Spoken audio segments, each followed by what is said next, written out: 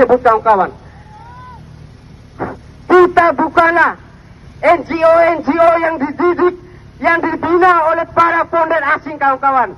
Tugas kita bukan menginvestigasi dan merumuskan permasalahan untuk kita bawa ke meja internasional lalu dijadikan bahan sandaran politik oleh kapitalisme internasional, kawan-kawan, terhadap bourgeoisie nasional.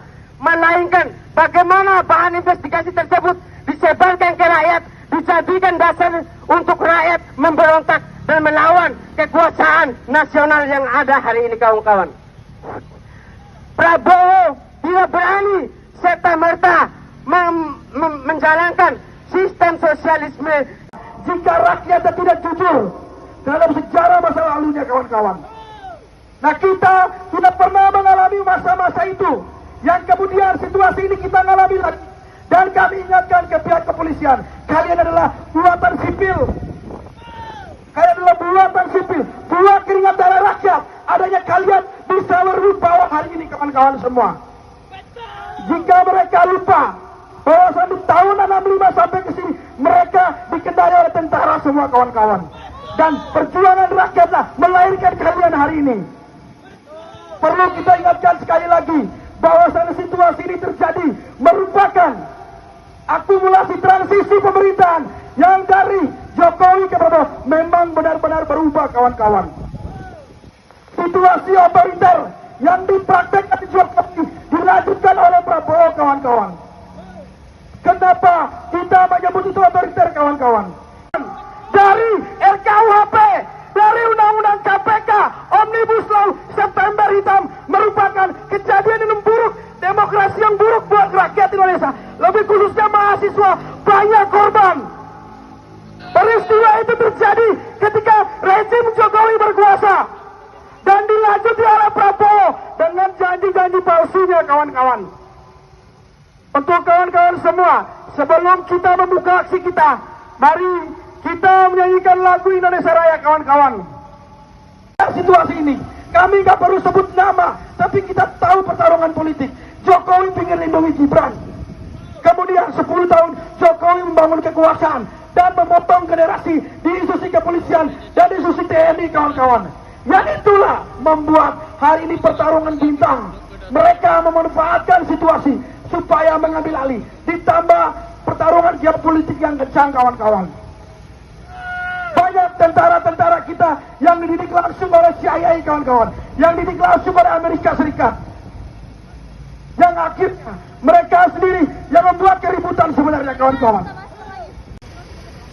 Padahal kita begitu sadar, kawan-kawan, dalam menjalankan ketatanegaraan tidak ada yang namanya kedudukan. Semua adalah pangkuan. Hari ini pejabat kita kenapa bertindak aneh-aneh, suka-suka?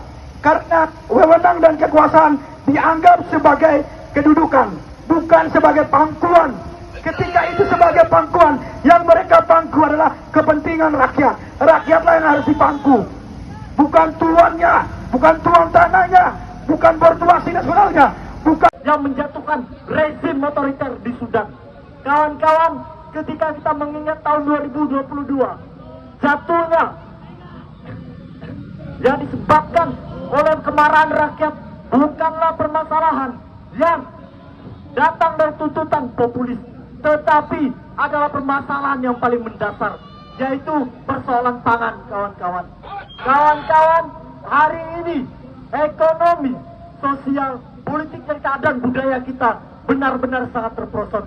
Ketika media-media menggaungkan perang cyber, nyatanya angkatan ke-6 di masa kita adalah bertarung tentang jiwa bangsa dan tentang kepribadian kebudayaan kita, kawan-kawan. Hari ini tentu perlu untuk kita ketahui kesadaran maupun apa yang kita pahami justru di framing oleh kekuasaan dan melalui instrumen ideologis negara itu sendiri, kawan-kawan.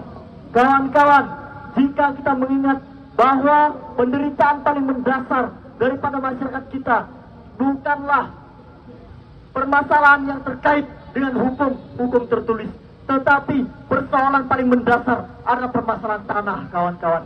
Ketika banyak BUMN maupun pihak-pihak swasta memonopoli berjuta-juta hektar di tiap-tiap penjuru daerah di seluruh Indonesia. Kebijakan arah negara justru membentuk dan memperlama penderitaan rakyat.